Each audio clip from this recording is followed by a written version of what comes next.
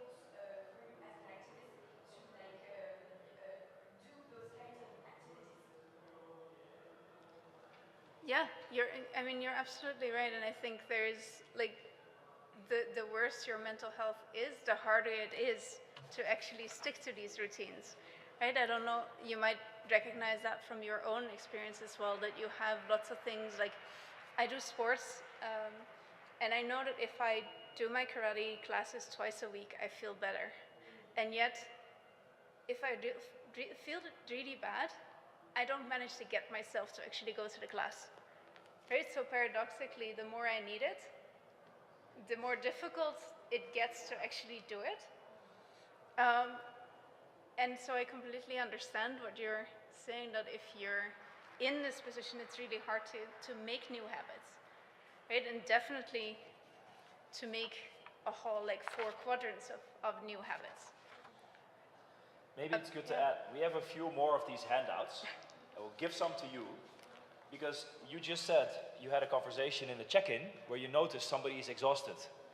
Now, if you become really good at this, then you can explain to that person how it helped you, maybe, and you can do with your activists, as Amnesty did, workshops on how to do this collectively.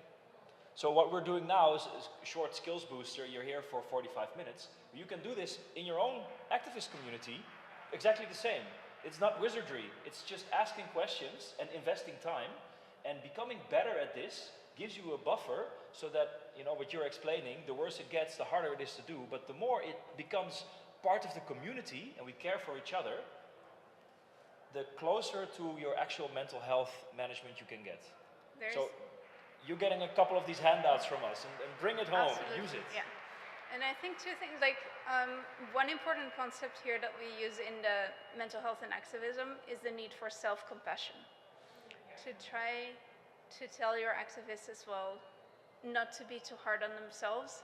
And you don't have to, it's not a failure if you don't manage to reach all of your self-care routine objectives, right? But it's part of the exercise is to try and understand where you get your energy from and what's important to you, and see what you can reach, what is achievable. And sometimes those might be things that you actually in your activist community can reach. So some of your activists might get a lot of energy from just staying over a little bit longer after they did something, after you achieved something, right? Or they might get a lot of energy from being able to talk to the other activists without having to do something, and that is a space you could create. So sometimes just having insights in what gives people energy or makes them feel better is a space you might create together. Or even if two activists end up wanting the same thing, matching them together. But don't expect to be able to just fix their mental health at once. But the point of these exercises, both the check-in and this, is that the first step towards that is to be able to talk about it and to make people feel like they can share these feelings and what their mood is today and why they might be a little bit angry or on edge today, so that everybody just understands, okay, let's just let it go, right? So it's a first step. Any other experiences with this that you want to share? Then maybe we have to wrap up gently. Some conclusions or Jerry Springer final thoughts here is that do this also when things are going okay. Because when you start understanding and working with it with your community, then when harder times come, then you have the tools to prevent people from going down the burnout or mental health problems. We are all co-responsible, so take this home. Let's be the drop in the water that makes all the waves. We're too few here, but the more people get the message also from you, the more effective this will have been. As we said, we have a bunch more of those, so if you want to hand them out or take them home, please do so. All these materials are also online, so if you just Google Amnesty Practicing Self-Care, you'll also find the PDF versions of that, and the same for the check-in document. Yeah. Do you have some last conclusions that you want to share that we haven't gone through enough yet? No, just from my side, it's really nice to see you here and to be able to discuss this, and I hope that you will discuss it with at least one or two other people, and that we can start to talk about this, because it's a real big problem in many social movements if we ignore this.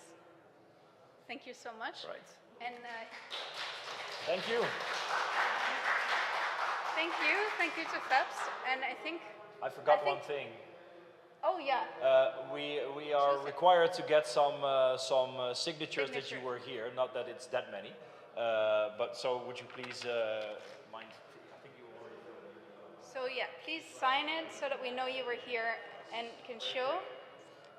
Last thing that we all care about is that self-care is also going to the drinks and the reception and talking a little bit more. So we're going to release you after the signature and hope to see you there. There's a risk at drinks that self-care turns into self-harm, but let's not get there.